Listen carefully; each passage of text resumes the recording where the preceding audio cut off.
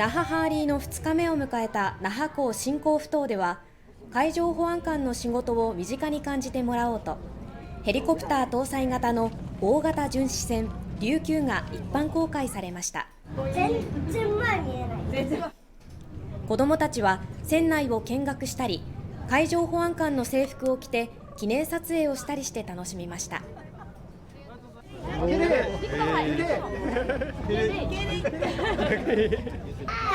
いです。海上では海上保安庁のヘリコプターが船の間近を飛行したほか、